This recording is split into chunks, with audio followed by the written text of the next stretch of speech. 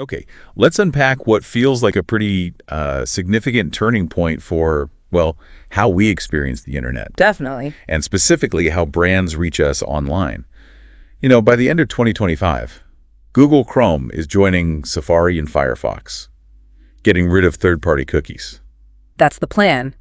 And these little trackers, they've been the engine behind so much targeted advertising for years now. Yeah, sort of quietly following our digital footprints everywhere. It's true, a powerful tool for advertisers, no doubt about it. But that constant feeling of being watched, it's definitely led to growing unease. Yeah, people are concerned about privacy. For sure. And it's not just a feeling, is it? There was that 2023 Pew Research study. Oh, yeah, I remember that one. It found nearly 8 out of 10 Americans are worried about how companies are using their data. That's a huge number. And then you add regulations like GDPR, CCPA. Right, pushing for more control. It really paints a picture, doesn't it? Where? We seem to be heading towards a more privacy-first world. Absolutely. The regulations are basically catching up to what people have been asking for, more say over their own digital lives. The browser changes are, well, a direct result of that. So for this deep dive, our goal is to really get under the hood of this cookieless future. What does it actually mean for digital marketing? Yeah. And what new strategies are already starting to, pop up? It's interesting. It's not like digital advertising is just stopping. Not at all. No, definitely not. It's more like a major detour, maybe. It's forcing everyone to rethink how they connect with people online. Okay, so let's navigate this new terrain. And it sounds like a really key piece, maybe the foundation, is first-party data. Exactly. That's becoming crucial. So when we say first-party data, what are we actually talking about, just to be clear? Yeah, simply put, it's the information a company gets directly from its own customers. Okay. So interactions on their website, maybe app usage, emails people provide, survey responses, loyalty programs, that kind of thing. Right, so the key is it comes straight from the user, through their own engagement with the brand. No middlemen. Precisely. And that's why it's so valuable now, especially with third-party tracking fading out. What are the big advantages then? Well, a couple things. One, it tends to be more accurate, right? It's coming straight from the source. Makes sense. And maybe even more importantly now, it's more privacy-friendly. Because there's a direct relationship, there's transparency, ideally clear consent involved. Okay, that makes a lot of sense. So how are brands actually using this first-party gold right now? What are we seeing? Well, there's a big push towards building stronger CRM systems, customer relationship management. Right, the databases. Yeah, these become the hubs for organizing and, making sense of all that direct customer info. Loyalty programs are also getting a lot smarter. How so? Offering really personalized rewards, tailored deals, all based on what they know about you directly in exchange for you participating and sharing that info, like your coffee shop app knowing your usual order. Yeah, I get those. That's a perfect example. And you mentioned Nike earlier, focusing on their mobile apps. How does that fit in? Exactly. Nike's apps let them gather these really rich insights, running habits, style preferences, what products people browse. Mm-hmm. And that direct data feed is, well, invaluable. It helps them develop products people actually want and makes their marketing much more relevant, but within their own channels. Okay, so first-party data is bedrock. But what about reaching new people who haven't bought from you or signed up yet? Cookies were big for that. That is the challenge, definitely. And that's where we're seeing this sort of return of contextual advertising. But it's different this time. Contextual, like ads related to the page you're on. Exactly. Placing ads relevant to the content someone's looking at right now, not based on tracking their past behavior across the web. Okay, like running shoe ads on a marathon training site. Precisely. But the smarter part now comes from AI and natural language processing. Okay. How does that change it? Modern contextual platforms can analyze page content much more deeply. They understand the topic, sentiment, specific things mentioned.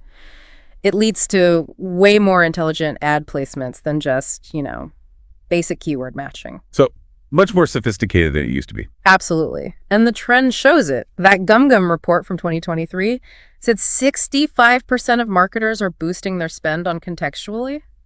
It's definitely having a resurgence. Interesting. Okay, something else mentioned is clean rooms. Sounds very sterile. What are they? Hey, yeah, the name is evocative. Think of them as secure, neutral spaces, almost like digital vaults.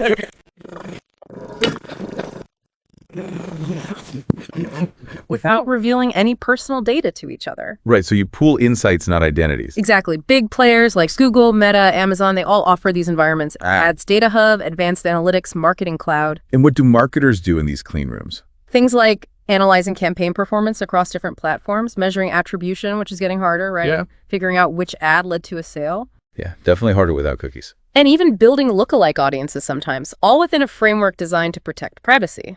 Sounds incredibly useful, but maybe complex. A bit high level for some. You're right. It does require collaboration, investment, and a certain level of data maturity. But for medium to large businesses doing a lot of cross-platform advertising, they're becoming pretty essential. Okay. The pace of change here is just incredible. Next up, PTs.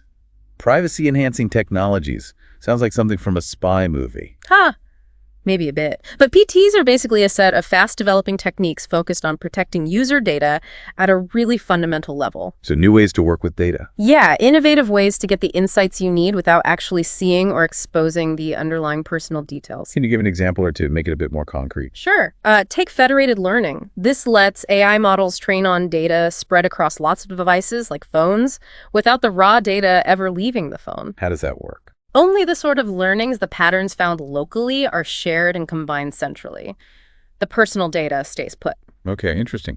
Any others? Differential privacy is another big one. Imagine adding a tiny amount of calculated noise or randomness to a data set before analysis. Noise. Yeah, just enough so you can still see the big picture trends, the overall patterns, but it becomes statistically much harder, often impossible, to identify any single person within that data. Like blurring faces in a crowd photo, but for data. That's a decent analogy, yeah. You still see the crowd, just not the individuals perfectly. And Google's Privacy Sandbox and the Topics API fit in here somewhere. Right. The Privacy Sandbox is Google's whole initiative trying to build web tech that protects privacy but still allows for relevant ads. It's a balancing act. A tricky one, I bet. For sure. And the Topics API is one specific idea within that. Your browser notes general interest categories based on your recent browsing, but anonymously, not specific sites. So advertisers might know someone's interested in fitness, but not that they visited specific running shoe websites. That's the basic idea, yes. It's still evolving, trying to find that sweet spot between privacy and relevance. Okay.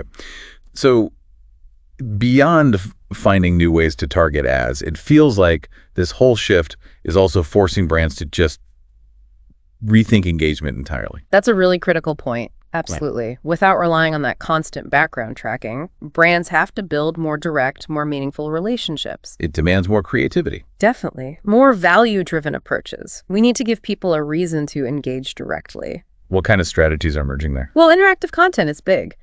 Quizzes, calculators, things that are actually useful or fun for the user, but also provide a way to collect first-party data willingly. Makes sense. Chatbots, conversational marketing too. Having actual dialogues allows for personalization and data collection in a more natural way. And subscriptions. Yeah, subscription models offering exclusive content or benefits. They create a clear value exchange. You share some info, you build a relationship, you get something valuable back. The New York Times was mentioned as doing this well. Exactly. They've really focused on that high-quality journalism people will pay for. By prioritizing subscriptions and building reader trust, they're much less reliant on disruptive ad targeting. So it's about building that direct value and trust, not just replacing cookies. Okay, but despite all these cool new ideas, it sounds like there are still some major hurdles. This isn't easy. Oh, absolutely not. It's not a walk in the park. One of the biggest challenges is definitely attribution and measurement. Figuring out what works. Right. Without tracking individual users across sites saying this specific ad led to this specific sale, that gets much, much harder. That clear line of sight just gets blurry. That's fundamental for marketers. Yeah. A huge challenge. What else makes this tricky? The fragmentation of everything. Different browsers have different rules. You've got the walled gardens, like social platforms, keeping their data locked down. Right, they don't play nicely together. Not always. Yeah. And then you have this patchwork of privacy laws evolving everywhere. It creates this really complex web for marketers to navigate. Just keeping track must be tough. That IAB survey you mentioned found less than half of marketers feel very prepared. Yeah, only 43%. That says a lot, doesn't it? It really highlights how big this shift is and, frankly, how much work many organizations still need to do. So, okay, for the marketers, the brands listening. Yeah. What should they be doing right now? What are the actionable steps? First things first, audit your data. Really understand what you have, where it came from, and critically, is it compliant? You need that baseline. Know your data landscape. Makes total sense. Know what you're working with. Then what? Then, double down on first-party data. Focus intensely on providing real value to customers, be super transparent about data use, and build that trust. It has to be a fair exchange. Value and transparency. Okay, what about the new tools contextual, clean rooms? Start testing now. Don't wait. Experiment with smarter contextual platforms. Investigate if clean rooms make sense for your scale and needs. Get your hands dirty, start learning. So active experimentation. Oh. And internally, within the company. Huge need for collaboration. This isn't just a marketing problem. Legal has to be involved for compliance, IT for the tech infrastructure, marketing and analytics working hand in glove. Silos just won't work. Right. Break down those walls internally too. And finally, skills. Absolutely critical. Invest in upskilling your teams, training on privacy rules, data management best practices, how to use these new tools effectively to create good customer experiences. But respectfully, continuous learning is essential. Okay, so wrapping this up, the end of third-party cookies, it's a massive shift, clearly, but it really sounds like it's not game over for digital marketing, maybe more like game-changing. That's a good way to put it. It's an opportunity, really. Yeah. A chance to build a more ethical, more transparent, and ultimately a more customer-focused way of doing things. So the future belongs to those who adapt. I think so. The brands that embrace this, that prioritize trust, that innovate thoughtfully in how they connect, they won't just adapt, they'll likely become the leaders in this new era. This has been incredibly insightful. Thank you. It really clarifies the landscape. So thinking out all these moving parts, first-party data, smarter contextual, clean rooms, PETs, new engagement models, what do you think might be the most surprising innovation we'll see in how brands connect with us in the next, say, 5 years? Something maybe we haven't even thought much about yet. Definitely gives you something to mull over.